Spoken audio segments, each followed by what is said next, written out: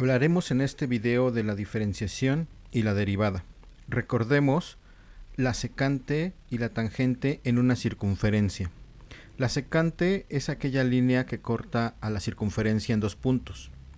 Nosotros podemos acercar este segundo punto cada vez más, hasta poder trazar una recta tangente. De la misma manera, nosotros podemos trazar una gráfica también donde tengamos la función, una curva, y tengamos dos puntos. Estos dos puntos me pueden dar a mí una recta secante que está atravesando a la función, a la curva, en dos puntos. Yo puedo volver a aproximar estos dos puntos cada vez más hasta que pueda conseguir una recta tangente, que en este caso le llamaremos la pendiente, en un punto. Con esto podemos definir entonces a la pendiente como la tangente en un punto dado. Analicemos esto con una función.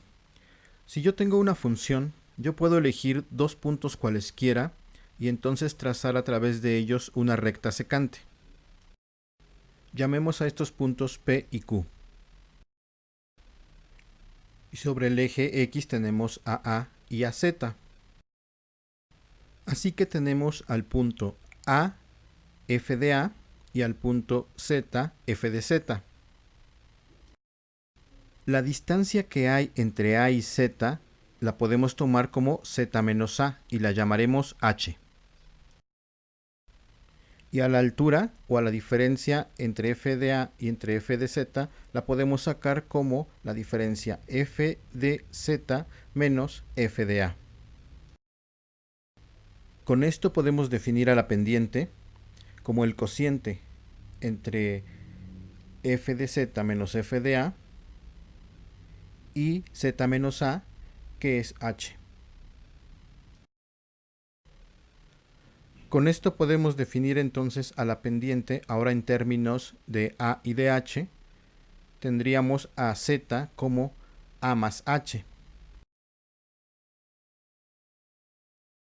Y reescribimos entonces a la pendiente como f de A más H menos f de A entre H.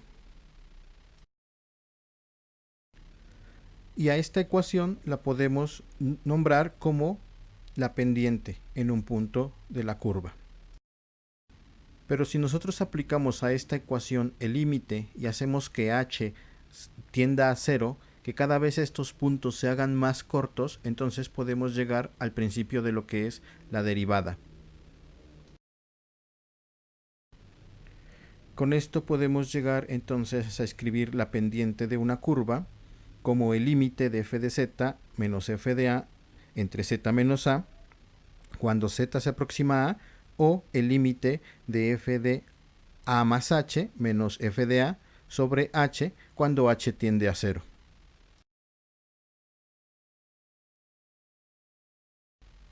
Generalizando, podemos ahora reemplazar a A por x. Así podríamos definir la derivada de una función. La derivada de una función f es la función que denota a f' y se define por f' de x igual a el límite de f de z menos f de x entre z menos x. Y si dejamos ahora todo en términos de la x y de la h, entonces esto sería el límite de f de x más h menos f de x dividido entre h cuando la h tiende a 0. Notación. También hay otras formas de escribir esta derivada. La común es f' de x, que se escribe como y'. También podemos ocupar d de x de f de x, que es igual a dy de x. Veamos ahora un ejemplo. Esto es la pendiente de la recta tangente, y vamos a determinar la pendiente de la recta tangente a la curva f de x en el punto 1,1. f de x es igual a x cuadrada. Lo primero que tenemos que hacer es tomar la definición de la pendiente o tangente. Esto sería el límite de f de a más h menos f de a entre h cuando h tiende a 0.